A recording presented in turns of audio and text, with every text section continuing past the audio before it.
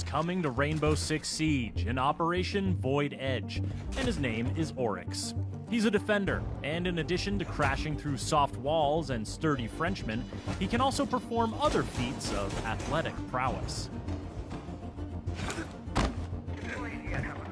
Then there's the new attacker, Iana. Don't be alarmed if you shoot her and she disappears. That's just her hologram that looks, moves, and sounds exactly like her. Okay, maybe that's a little alarming. Here's the rundown on the new operators and their gadgets, and a look at what they can do on the newly renovated Oregon map. Let's start with the new Jordanian defender, Oryx, because of the smashing.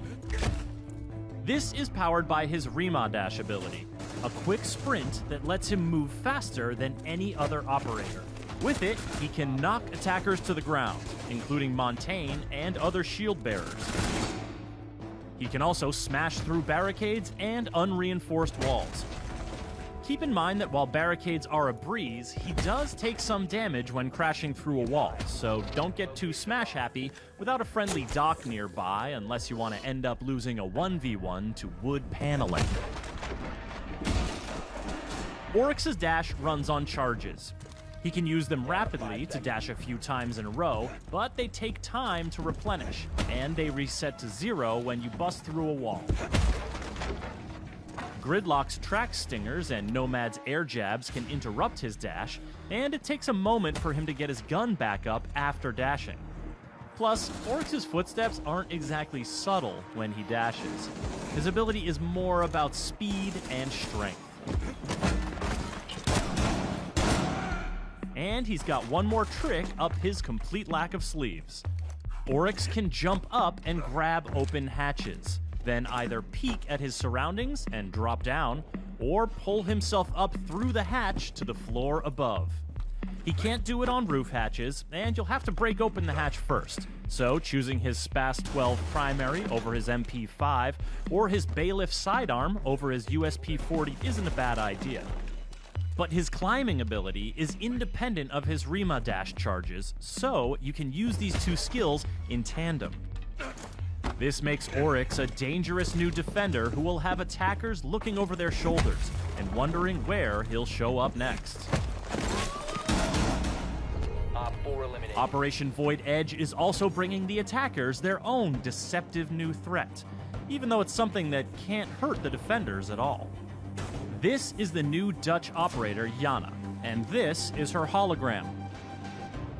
Using her Gemini replicator gadget, Iana creates and controls a hologram that looks like her, including her headgear, uniform, and primary weapon skin. Moves like her, with the exception of rappelling or climbing ladders, and sounds like her. While it can't deal damage to enemies or physical objects, it can have serious effects on the defender's survivability. In addition to scouting traps, but not triggering them, Iana can make defenders think she is breathing down their necks, and bait them into throwing their C4, or dupe Smoke or Goyo into triggering their gadgets prematurely. After all, when a defender sees the hologram peek around a corner, or hears it in a hallway, how are they to know it's not the very real and very dangerous Iana? Convincing as it is, the hologram is fragile. One bullet will destroy it, as will electricity or mute jammers. Maestro's evil eyes can zap it as well, and they can detect it's a hologram by the telltale lack of warm body glow. Shooting Iana's hologram does not result in a location ping, as with Alibi's Prisma holograms, and it can't ping locations, scan enemies, or see Vigil when he's using his cloaking device. Plus, Iana can't move while her hologram is active, so defenders are temporarily safe from her ARX-200 or G36C primary weapon, or her MK1 9mm sidearm. But she doesn't just have one hologram. The cooldown period is longer if it's destroyed than if she deactivates it, but her hologram will always recharge. Whether she's using it to run solo misdirection plays, or conspiring with teammates in a coordinated push, Iana's deceptions can have deadly consequences. There used to be an exterior door here, on the dining hall bomb site on the Oregon map, but it's been removed as part of some key renovations to rework the map. The nearby small office tower has been expanded on both levels, giving defenders more room to work with when keeping attackers at bay. The basement area has also grown, with the dorm stairs now extending down one level and connecting through a new freezer section to the old basement. Operators looking to traverse the attic connector above the meeting hall will have more options, including a redesigned floor plan near the master bedroom and a new exterior second floor window, but the ladder to the first floor has been removed. You'll also find a new hallway connecting the big tower directly to the kitchen, allowing you to bypass the meeting room entirely. Operation Void Edge is also bringing some impactful gameplay updates that you'll want to know about. Changes to barricade damage will make breaking boards more consistent and less obstructive.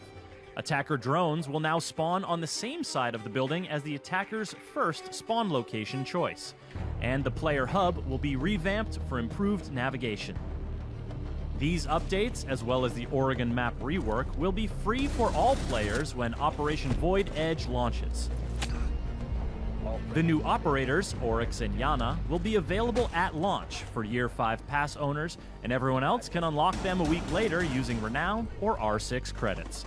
For more on Rainbow Six Siege, subscribe to our YouTube channel and visit us at news.ubisoft.com.